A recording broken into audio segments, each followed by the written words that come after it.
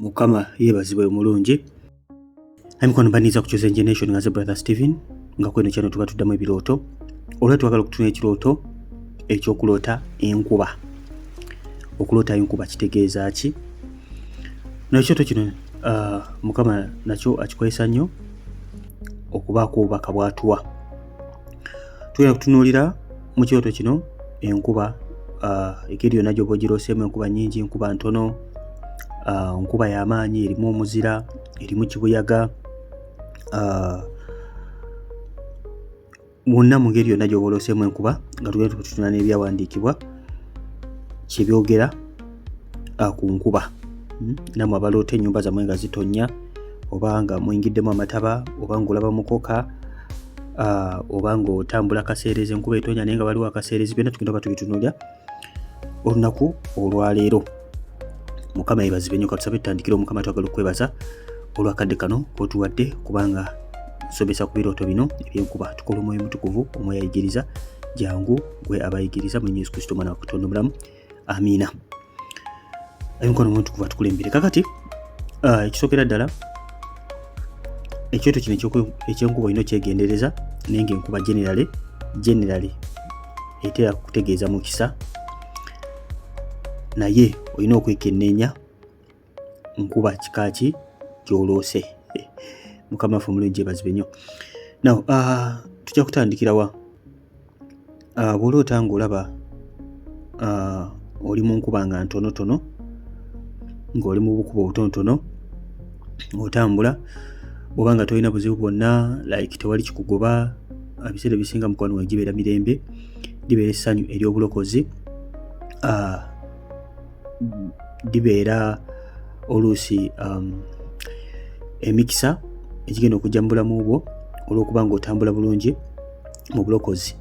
Mukama yeebazibwe.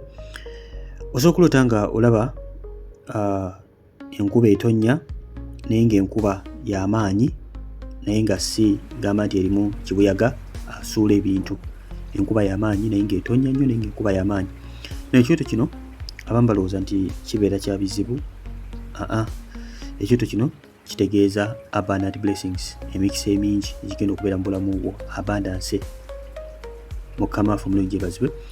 Tukijja wa? Tugenda mu kitabo kya First Kings essula 18 olunyiriri olw'41. Now bwe tujjira wano mu luno olunyiriri olw'41, enkuba yali emaze ebbanga lya myaka nga3 nga tetonnya ku mulembe gwa Eriya. Eriya yali yaggala obwengula, yali yagamba enkuba tegenda mu kuddamu kutonnya okuggyako nga njogedde. Ekisumuzo ky'enkuba n'akikuba mu nsawo n'atambula n'agenda. Mukama n'amugamba agende. Yakomawo kennyini n'agiggulira. Yagamba bw'ati, Ssekabaka ekisooka essula 18 olunyiriri olw'41 yagamba, awo Eriya n'agamba Akabu nti, golokoka olye onywe kubanga waliyo okuwuuma kw'enkuba ennyingi kanduddemu.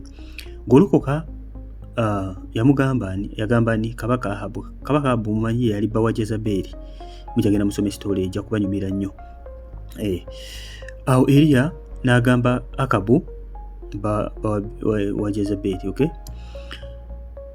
nti golokoka olye onywe kubanga waliyo okuwuuma kw'enkuba ennyingi. Kugambye wayogerera bino nga yali yagamba enkuba tegenda kutonnya. Eriya y'omu kati akomyewo okubanga agiggulira. Yali nabbi mu biro bye naye yali tasaaga, yali tawena. Yali tawena kubanga bano baali balese Katonda nga basinza Bayaali. Obwengula bw'enkuba n'abuggalirawo ne babonaabona. Kati akomyewo kubanga aggula enkuba. N'atumya ono Kabaka Ahabu n'amugamba alye anywe. Lwaki? Kubanga essanyu ligenda kukomawo. Emikono ebanga tewali nkuba abantu babonaabona, nga tewali nkuba abantu babula ekyokulya, enjala egwa mu kitundu. Enjala egwa, abantu ne babonaabona, abaana ne bakonziba, ebisolo ne bibonaabona, kuga buli kimu kyonna kibonaabona, abantu babonaabona, ebimera bibonaabona, ensi yonna ebanga ekolimiddwa, libeera ng'eddumbu kubanga enkuba tewali. Enkuba bw'ejja wabeerawo essanyu. Kyava mugambye nti genda olye, genda onywe kubanga waliwo okuwuuma kw'enkuba ennyingi egenda okujja. Now kino tukiraba ne ku mulembe gwa muganda waffe Yusufu. Enjala yagwa, yali enjala egenda kumala emyaka 7. Can you imagine? Enjala egenda okumala emyaka 7. Enjala eno yaleetera ne Yakobo ne baganda ba Yusufu okubanga bagenda bamwegatteko e Misiri, ne batuuka n'okubanga bava mu ttaka lyabwe okugenda wadde nga kwali kwagala kwa Katonda n'enjala yabatwala. Leeta baafuukirayo abaddu okumala emyaka 4 naye nga baali bagenda banoonya kyakulya. Enjala yali ekumala ebbanga ddene. Yusufu Mukama yali amutaddeyo mu Misiri ng'agenda okubataasa. Wadde nga leeta baafuuka baddu, wajjawo Falaawo omulala atamanya bya Yusufu n'abafuula abaddu. Bamala mu buddu emyaka 4 emyaka 4 mpaka Mukama we yabasindikira Musa n'ajja okubataasa okubajjayo okubatwala e Kanani. Sitole mugimanyi bulungi nnyo. Naye enkuba esobola okukiikirira revival oba okkirinzingibwa oba okunaazibwa. Mukwano gwange, Mukama Katonda ng'akutukuza, Mukama Katonda ng'akulaga nti oli mukola ki, otukuzibwa. Obadde mu kusaba n'okusiiba otota enkuba ng'onaaba, oli muli eri onaabira mu nkuba. Mujjukira twazannyanga mu nkuba ne twegoba. Mukama yeebazibwe nnyo. Anyway, Bayibuli yogera mu kitabo kya Isaaya essula ya 45 y'olw'omunaana. Bayibuli egamba, ggwe eggulu tonnyesa okuva waggulu, n'ebbanga litulukuse obutuukirivu. Ensi eyasame baggyemu obulokozi, emeze obutuukirivu wamu. Nze Mukama nagitonda. Mukama waffe omulungi yeebazibwe. Kanziremu tusome nti ggwe eggulu tonnyesa okuva waggulu, n'ebbanga litulukuse obutuukirivu. Ensi eyasame baggyemu obulokozi, emeze obutuukirivu wamu. Nze Mukama nagitonda. So eggulu litonyese eki? Tonyese waggulu, tonyese obutuukirivu. Kitegeeza nti mukwano gwange enkuba esobola okukiikirira okubanga mukwano gwange otukuziddwa. Of course oba otukuziddwa era kiddayo kukiri nti enkuba ekiikirira mukisa. Tosobola kutukula n'otukulira bwereere nga bw'obadde mu kibi, ebikolimo nga bye bikuliko bye bikulondoola, mitego gya sitaani gye gikugoba, nga kitegeeza bw'otukula mu Katonda n'oyingira mu kkubo effunda, n'oyingira mu kkubo ery'ekitangaala, kitegeeza buli ekiri mu kkubo ogenda kubanga okola ki? Okikwatako mukwano gwange, kubanga oli mu kitangaala, otukudde, oli mu nnyumba ya Katonda. Ebiri mu nnyumba ya Katonda bye by'abaana ba Katonda. So enkuba esobola okukiikirira omukisa, naye ate waliwo enkuba embi gye nayogeddeko esobola okukiikirira mukwano gwange, destroyer. Obanga olimpya mukwano gwange subscribing eno bagiyita Chosen Generation, nga kweno channel tuba tuddamu ebirooto n'okuyiga ku topics endala. Mukama waffe omulungi yeebazibwe. Nja kukomawo nyongera okubanga mbayigiriza ku nkuba eno. Kasooke tutunuulire ekyoto ky'okuloota nga enkuba oba oli awo nga si nnungi. Bwe twogera ku nkuba etali nnungi, twogera ku nkuba erimu kibuyaga omungi. Omanyi n'enkuba etikula obusolya oba ekutula emiti n'egimenyamenya, oluusi erimu muzira, osanga ebimera byonna nga bikoze ki, nga byonoonese. Enkuba ekiikirira ki mukwano gwange? Most of the times enkuba eyo esobola okukiikirira ebizibu oba okubanga ogenda kuyita mu kugezesebwa. Sijja biyita bizibu, nja ziyita challenges, oba okusoomoozebwa, oba oli awo kogenda okubanga oyitamu, oba kye tuyita okugezesebwa. Ng'olaba enkuba etonnya erimu kibuyaga mungi.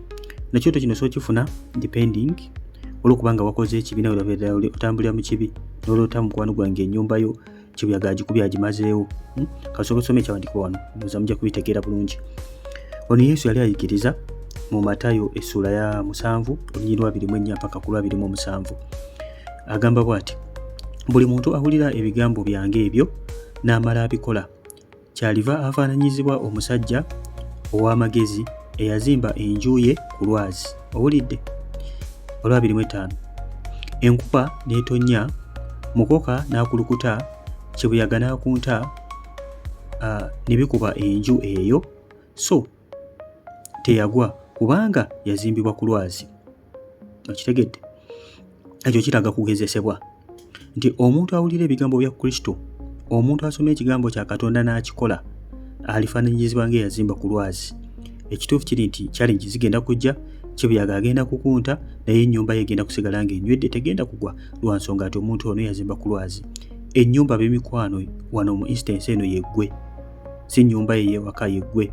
yegwe mukwano gwange bwe bulamu bwo yegwe nti ebizibu bigenda kujja bigenda kukulekawo lwa nsonga onywedde ogenda kusaba esaala zo zigenda kuwulirwa kubanga oli mu bumu ne Kristo okyali mu ndagaano onywedde tovanga mutowandukulwanga mu kitabo eky'obulamu mwoli mu nnyumba mwoli ogenda kusaba esaala zo ziwulirwe lwaki kubanga okola ekigambo kya Katonda agambye akola ekigambo kye alifaananyizibwa ng'omusajja yazimba ennyumba ku lwazi ate amuyise musajja omugezi alifaananyizibwa n'omusajja omugezi eyazimba ennyumba ku lwazi kitegeeza nti abagezi bokka be bakola ekigambo kya Katonda abasirusiru Bayibuli egamba mu kutya Mukama amagezi mwe gasookera kitegeeza tatya Mukama abeera musirusiru abasirusiru be bakola ekibi be batambulira mu kibi be bateenenya be batakyuka ne balowooza nti everything will be fine omuyaga bwe gujja ne gubakuba ne bawoloma nnyo Mukama yeebazibwe ne beewuunya lwaki ebintu byonooneka naye nga beerabidde nti ekigambo kya Katonda baakinegerekitinga olabye omukaga lugambye na buli muntu awulira ebigambo byange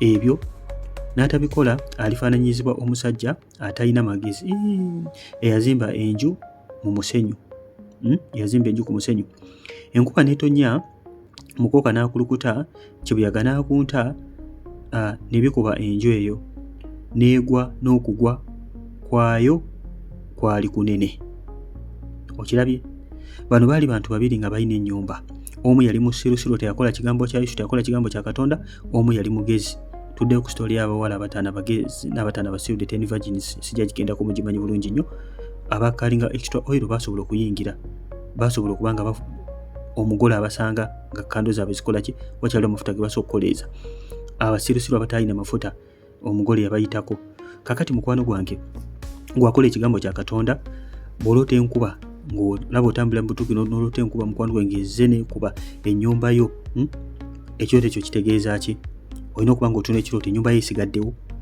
bwe ba tesigaddeewo kaabirya Mukama omugambi Mukama lwaki ennyumba yange tesigaddeewo ng'ate ekigambo kyo kigamba nti omugezigezi atambula ku kigambo kyo kitegeeza nti waliwo ekigambo kya Katonda ky'ovayoletinze Mukama waffe omulungi yeebazibwe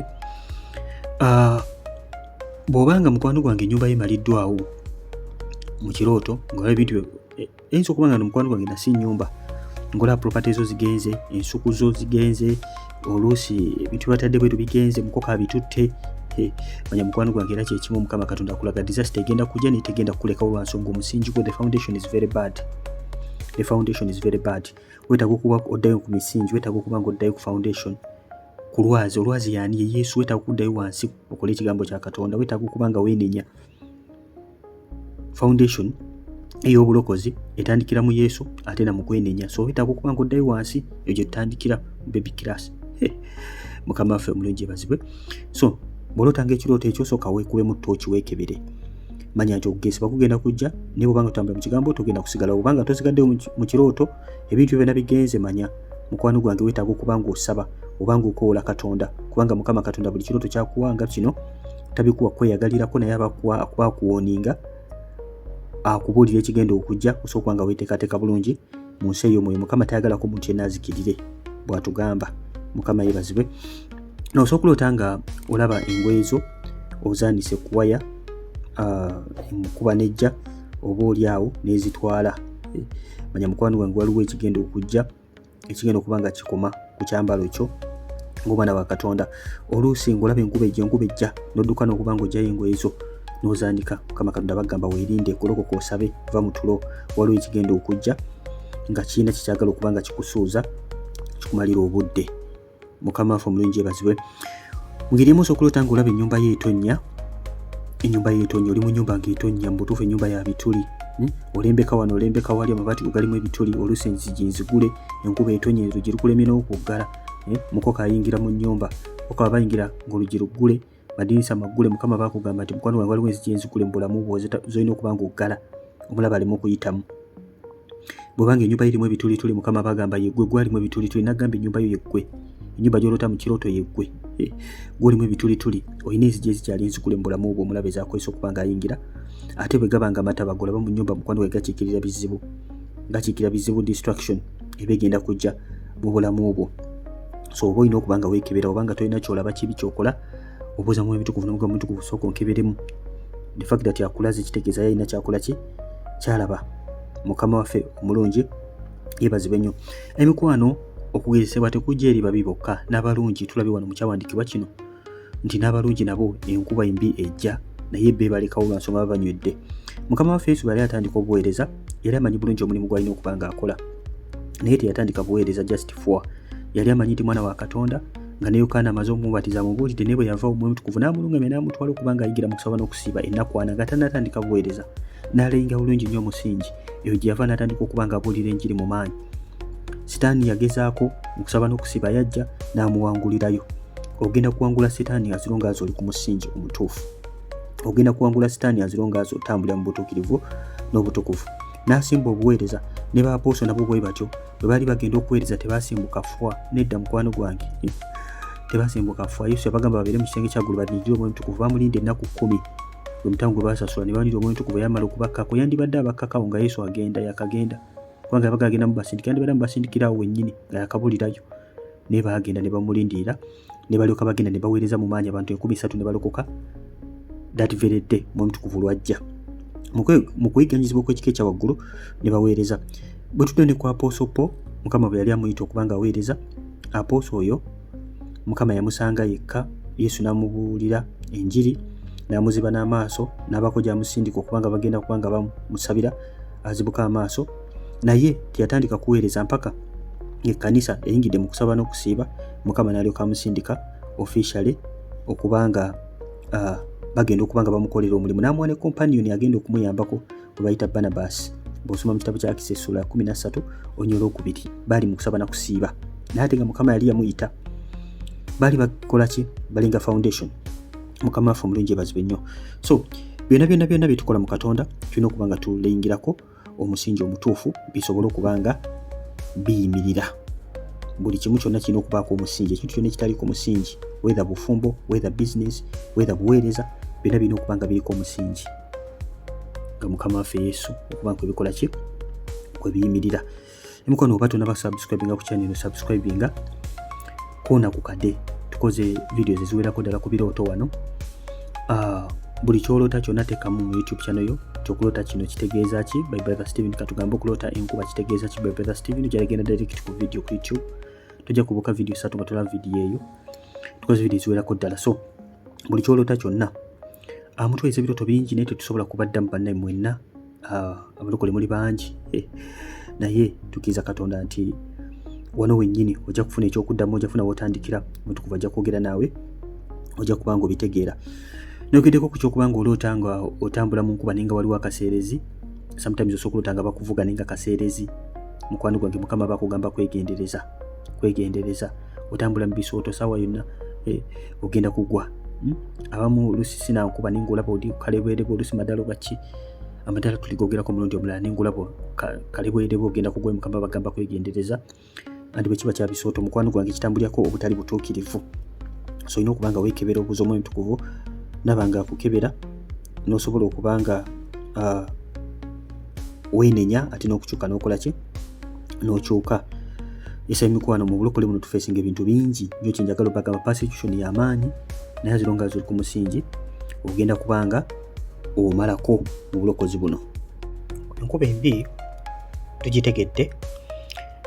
So ebezze ekkebera musingi gwo kwe wazimba oli otya? Ogenda kumalibwa, togenda kumalibwawo kubanga buli kisimbe kitaffe omugulu kyataasimba kirisimbula. Buddayo eri Mateyo 15:13. Buli kisimbe Mukama Katonda kyataasimba kigenda kukola ki? Kigenda kusimbulwa.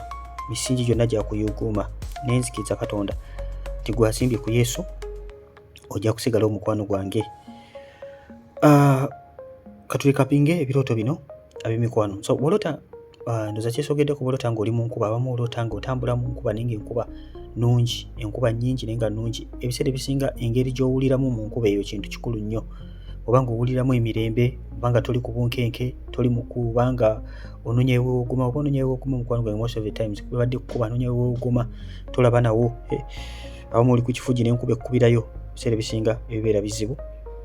Naye everything that comes in a dream, Mukama Katonda aba akoolinga gwe okuba nga orespondinga mukwano gwange, okuba nga orespondinga. Enkuba era bw'ebeera ya muzira tujja gitwalira wamu n'ekibuyaga, naye ebeera destroyer ebize kuba nga ekola ki? Edestroyinga. Naye kyolina okuba nga okola mukwano gwange kuba nga oddayo n'obuuza Omwoyo Omutukuvu n'okuba nga osaba Mukama Katonda waffe ye mulokozi waffe mu byonna. So enkuba ekiikira amawulire amalungi kubanga wabanga badde tuli mu kyeya, amawulire amalungi ne gajja nga bagamba kabaka Ahabu nti enkuba egenda kubanga ejja nnyingi, alye anywe, n'akikola, n'agenda n'alya n'anywa. Kitegeeza nti gaali mawulire malungi gy'ali. Enkuba ekiikirira oluusi emirembe, enkuba esobola okukiikirira okukirinzingibwa, kye tuyita okubanga otukuzibwa okuva mu kibi, esobola okukiikirira amagenda amapya. Mukama waffe omulungi yeebazibwe. Esobola okukiikirira ki? Amagenda amapya, kubanga wabadde ekyeya, enkuba bw'etonnya ebipya bijja. Kiikirira oluusi emikisa emipya, emikisa gya Katonda, abundant blessings.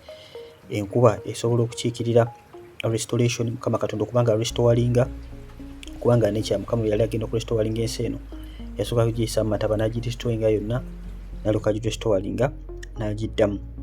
Enkuba esobola okukiikirira obuwanguzi, obadde osaba onoonya Katonda n'oloota enkuba ng'akabonero ak'omukisa akalaga nti mukwano gwange waliwo obuwanguzi. Esobola okukiikirira okubanga mukwano gwange owangudde byobadde obadde olwana, utawula obadde olwana toluwangudde. So okukiikirira okusaala z'okubanga ziddiddwa mu mukwano gwange, n'okubanga emirimu gy'omulabe Sitaani ne programu ze okubanga zidestroyingiddwa. Enkuba esobola okukiikirira ggulu okubanga ligguddwa eri obulamu bwo. N'ekirala, enkuba esobola okukiikirira obugabirizi okuva eri Katonda, kubanga watali nkuba mukwano gwange wabeerawo kyeya. Kati enkuba bwejja bubeera bugabirizi, obanga esaala ziddiddwamu Mukama Katonda aba aleese omukisa gwe. Enkuba esobola okukiikirira ki ekirala? Ndowooza byebyo by'emikwano. Ndowooza n'okubanga esaala zo ziddiddwamu, ndowooza kankomaawo. Mwebanira ddala kumpuliriza. Mukama Katonda n'ekirala mikwano, enkuba esobola okukiikirira omwoyo omutukuvu, nakyo ndowooza kankigatteko. Omwoyo omutukuvu, omwoyo wa Mukama asobola okukiikirirwa enkuba. Nako akavidiyo akalala kayogera ku migga, kuloota amazzi, kukima amazzi, biki migga. Mukama akozesa nnyo eyo okukiikirira omwoyo omutukuvu, amazzi. So enkuba nayo esobola okubanga ekiikirira amazzi. Abatana akavidiyo ako mukanoonyeeko, oteekamu okuloota amazzi, kitegeeza ki? By Brother Steven. Bw'obanga onoonya ekintu kyonna ekikwatagana ku channel eno, oteekamu by Brother Steven, ye kodi gye nkozesa, kubanga ebintu bingi ebiri ku internet, but oba oyagala kuba nga tonoonya nnyo ky'oyagala, kyonna ky'onoonya oteekamu by Brother Steven. Okuloota enkuba kitegeeza ki? By Brother Steven. Okuloota ng'ovuga emmotoka kitegeeza ki? By Brother Steven. Okuloota embwa kitegeeza ki? By Brother Steven. Kyonna ky'onoonya oteekamu ku YouTube by Brother Steven, ojja kubanga ogenda direct ku video eyo. Byonna ssente, byonna nze nkola video eziwererako ddala. Emikwano mulaikinga obubaka buno buba bubakoledde kyendooza bakoledde nnyo. Channel eno girecommending eri mikwano gyo. Toyagala kubanga gwe wekka gwabotola. Ffenna tuli mu byegumu gwa Kristo. Ffenna tulina okuba nga tuweerezegana. Mukama yeebazibwe nnyo. So channel eno girecommending eri banno, ebaako abantu b'ogizigirira babe nga nabo baweebwa omukisa nga naffe mu kifo kyekimu. Olwo enamba y'essimu eri awo mu comment section, namba yange. Bwanga oyagala okujoininga WhatsApp group za church bannange esiza birooto. Nageza okuddamu ebirooto ku WhatsApp nendemererwa, bani muli bangi. Nendemererwa. So tubikwatira wano mpola mpola olw'ekisa kya Katonda omutukuvu ajja kubanga atuyambako buli muntu ssekinnoomu okubanga tutegeera bituloota. So group eza church ojja kubanga oyiga bingi mu kanisa, ojja kubanga oyiga okuweereza Katonda ku programs ennungi ezijja obeera mugumikiza n'otuna program ojja kulaba nga zikubenefitinga nnyo ate nga nawe participatinga. Kale mikwano byebyo, Mukama Katonda bampeere omukisa, abansanyusize, mbeere bulungi, mweraba. We are the chosen ones, shining like the morning sun, walking in His holy light, guided through the endless night. Faithful hearts and hopeful eyes, heaven's calling, we will rise. Blessed and strong, we won't bend, in His love we'll ascend. We are the chosen generation, the beacon of His creation. With hands raised high, we touch the sky. In His grace we find salvation. Together we face the storm, heart to heart, we are born in the glory.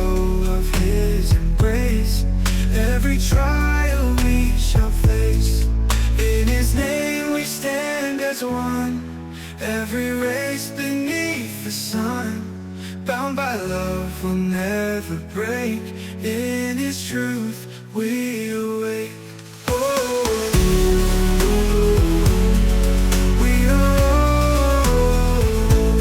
we are the chosen generation, the beacon of His creation. With hands raised high, we touch the sky. In His grace we find salvation. Together we face the storm, heart to heart we are born. In the glow of His embrace, every trial we shall face. In His name we stand as one. Every race beneath the sun, bound by love will never break. In His truth we awake. Oh,